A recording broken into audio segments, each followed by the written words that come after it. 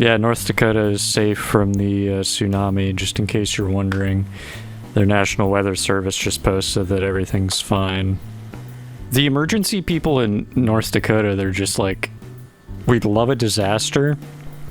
We have nothing. Our slogan is the state with no disasters. And yet nobody wants to come here. You can't win. People don't know what they want. All of the places people want to go to experience regular natural disasters. It's like you just look out over the ocean, you're like, it's so beautiful, and it could kill me, and it's gonna kill you. The ocean is gonna kill every last one of us, and that is my promise to you as a podcaster. Only the people who listen to this podcast, though. Do I know how to undo the curse? I'm working on it. But yeah, there's all kinds of end-of-the-world options. We have tsunami, you know. I mean, what? How do you want it to happen? Like, it has to happen eventually. The world isn't a soap opera. It doesn't just go on indefinitely. So, if you gotta pick, you know, what are you going with? I don't think any disaster should happen. I think they should just, like, shut down the Earth. They should just close it. Like, we're just closed for future business, and some aliens get to live here instead, like little frog people. And they're like, you can have the frog world if you want. You can't breathe the air there, so you're gonna have to, you know, really fall on that famous problem-solving ability that you human beings have, which has nothing to do with the fact that you got evicted from your home planet. Earth, I suspect, it's the short bus planet, you know? Getting kicked off the Earth, I mean, it's like getting kicked out of kindergarten. It's like, come on. I was doing good. I was nailing it. There are literally like 7 guys who are fucking over everybody else. I think what you should do, if they have such a clear vision for how the world should be run, we should send them to the frog planet, and then let me figure out how this is gonna work. So the frogmen can still live here. Well, on second thought, I don't know if I like this plan. I don't want to live next door to some fucking Kermit the Frog in like a little tweed jacket coming out of a hole in the ground saying top of the morning to me. I just want to be left alone. Alright, well then, you know what? Let's just keep everything the way it is. Maybe that's why everything sucks. Every time somebody tries to make it better, they're like, oh, we actually made it worse. What if this is the best it could possibly be for the planet? A sobering possibility. I don't think that's true. I think it has more to do with our belief systems, our psychological compulsions at the individual and social level. And nobody really wants to hear this, but it's mainly rooted in a fear of death. If you don't have that, you're much less likely to be subjugated and controlled.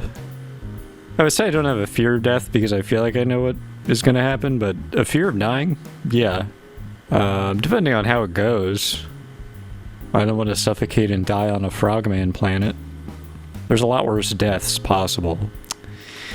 Least favorite, I mean, the worst way, I think it's pretty obvious. We're all in agreement on this. It's the guy who died in Nutty Putty Cave, where he just got stuck in the cave in a really, really fucked up way, upside down, and like just stuck there for days. And they found him, and they're like, "We can't get you out." So we're going with Plan B, which is you just die. I'm bored with this topic. Yeah, that's right. I'm finally saying it. Here's what I really want to talk about. Really just called my own bluff because I didn't have anything. So we talked about the end of the world. We talked about death. So what do you want? What are you thinking like, I'd love to hear about this now that I've really mulled over these difficult topics. I think I'd like to hear about Love Island now. And I'll talk about Love Island. I'll talk about Love Island till the cows come home. You don't understand. I could talk about Love Island for longer than anyone on Earth will have even remembered Love Island existed. I'll be here thousands of years from now, still sharing my takes. Now, have I seen Love Island? No. Do I know anything about it? Not really. I guess there's an island. But if you want me to talk about that, I'll talk about it. So here's what I thought. I thought last week, the episode with, I want to say Rick, maybe? He was on the island. He got there first, so he had to find food and shelter, and he had to battle apes. It was weird how much time they spent on the ape battle. It was like half the fucking episode. But he killed them. Whether they were men in ape suits or real apes, they looked dead for real to me. And then, like, all the women started showing up. You had Darius showed up. And she kind of had a thing with the guy for a little bit. But they had a falling out because their desert island discs were too different. His was Kid A, hers was OK Computer. They're like, we're not gonna click. This isn't gonna work.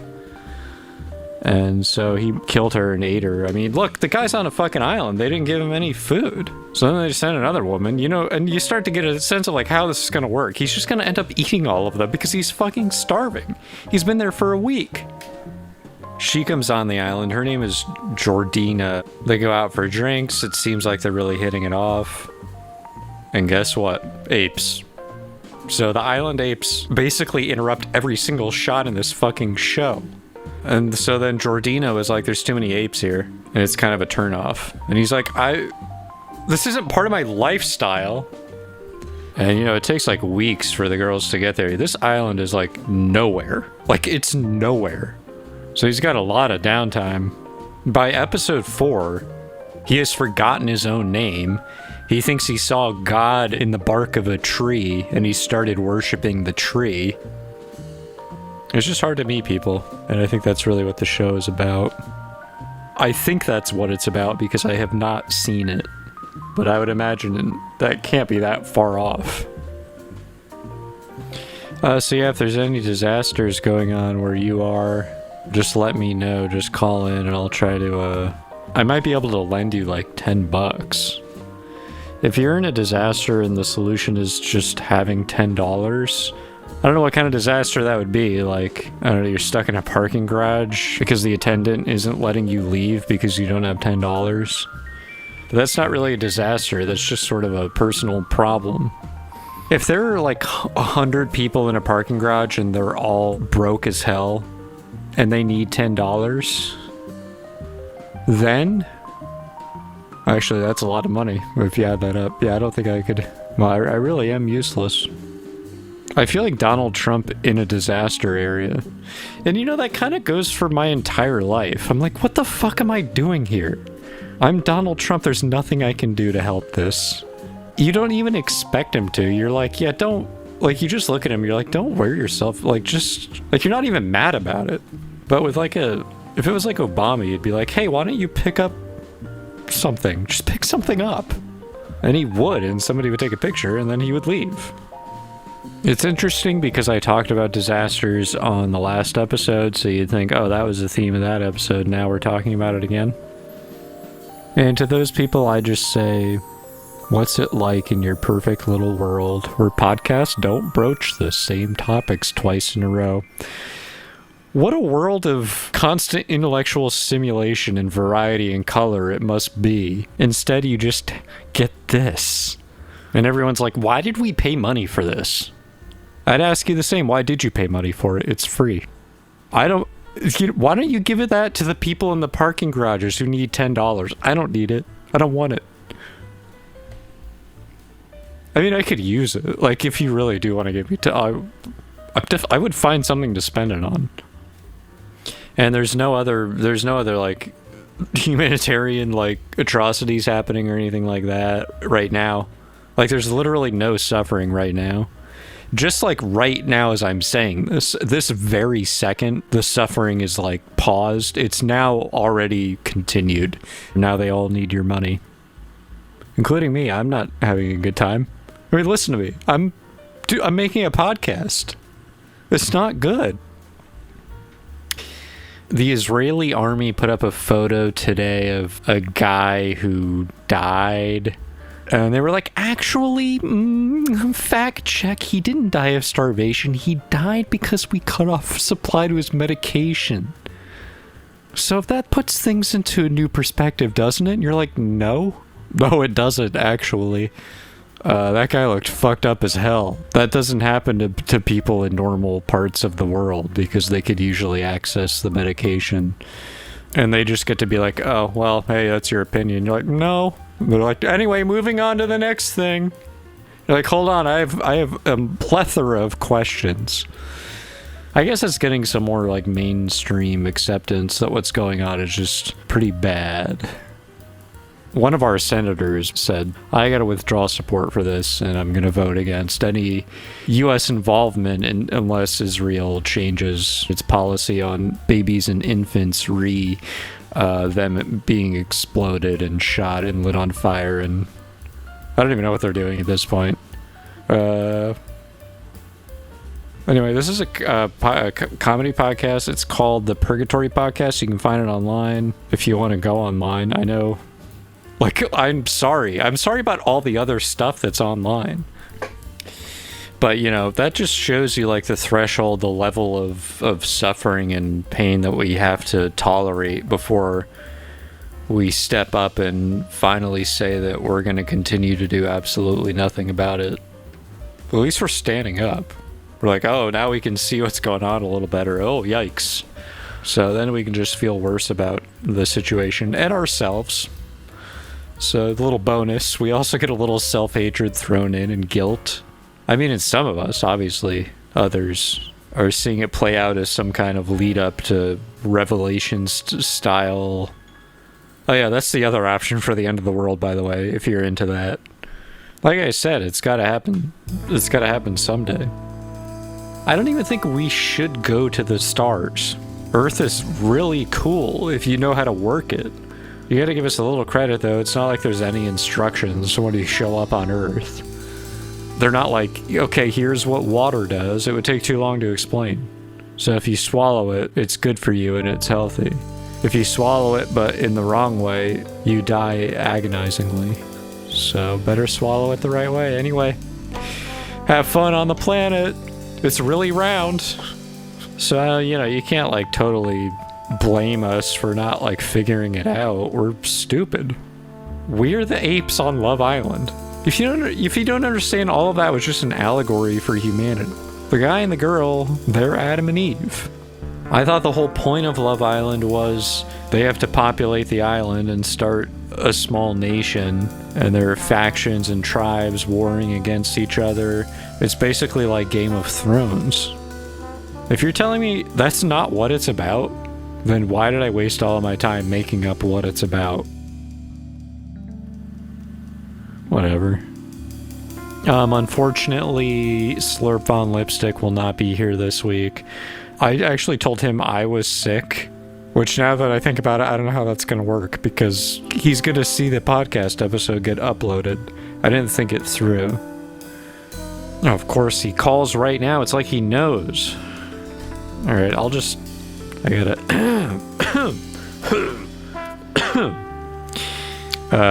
hello? Yeah, you told me you were sick, and yeah, well, I'm really sorry you're dealing with that and that you had to cancel Time Check this week. That really sucks. Sometimes I honestly think you don't care about the podcast, and specifically you don't care about Time Check, and specifically you're sabotaging the quality of the podcast so as to take down Time Check. And I think I overheard you saying in the hallway that you were going to kill the disease by killing the host, by stopping the podcast, therefore permanently stopping Time Check. Did I hear you correctly? Look, man, do you want to really know what's going on right now? What? Every single hole in my body is stuffed with tissues. What do you even have? What's wrong with you? They just call it Malaysia disease. Malaysia disease? Yeah, it's really racistly named, as most diseases are. Yeah, Spanish flu, I mean, it didn't even start in Spain. It probably started in America. Actually, I got that one too. You have the Spanish flu currently? I think I picked up flus from like 8 different countries. I'm like the Anthony Bourdain of illness. And people say you aren't cultured. Wait, who says that? Who's saying Don't that? even worry about it. By the way, the time is 12:30 a.m. No, you don't need to say that. Don't say that. Why not? It's just a friendly, like, check-in, just to let you know what time it is. Because the whole point of this was so that you wouldn't do Time Check. The whole point of what? Are you playing hooky from Time Check? That doesn't even make sense, because you don't have to do Time Check. All you have to do is sit there. Whatever, man. This job sucks. I'm so over this. I'm getting death threats because I'm doing cold call time checks. What is a cold call time check? It's exactly what it sounds like. I call random numbers and I tell them what time it is and I hang up. That's kind of eerie and ominous. That's what the police report said. Anyway, sorry for doing time check. Good, you should be. You should say that at the end of every single time check you do from here on out. Say, I'm sorry, I'm Slurp on Lipstick, sorry about that. Hey, fuck you, you lied to me, you're the bad guy. Yeah, I'm sick. I'm sick of time check. You should really think about what that says about you. Yeah, whatever, dude. I'm a complicated guy. I'm a guy of a whole bunch of stuff. Are you trying to say you contain multitudes? Yeah, what did I say? Alright, I gotta go feed the livestock. That's what I call my 7 young identical sons. Yeah, I don't care. I don't want a son's update this week. It's not time The 7 check. young identical sons have been up to all kinds of stuff. They recently rode a horse, all the same horse. It didn't work. Didn't work at all. Yeah, not interested. Not interested at all. Thank you so much, though, for your little cameo. Yeah, no problem. Great. Wow. You know, my butt really hurts right now because I've just been sitting in the same position this entire time. The unfortunate thing about the human skeleton, we're not even supposed to be standing up with it. The spine is supposed to be, we're supposed to be on all fours. According to the spine, if the spine had its way, we'd all just be on the ground being like woof woof and meow meow. There'd be a lot more cat dog roleplay stuff. It's messed up, but you know that's the case. You know that. I mean, technically, we could just be on all fours. You'd have to completely rebuild society from the ground up. From the ground, you know, at least up a few feet. Dude, my eyeball hurts. That's... Speaking of just, like, bodily betrayal, why does my eye hurt? Your eye's not allowed to hurt. That's, like, where I am.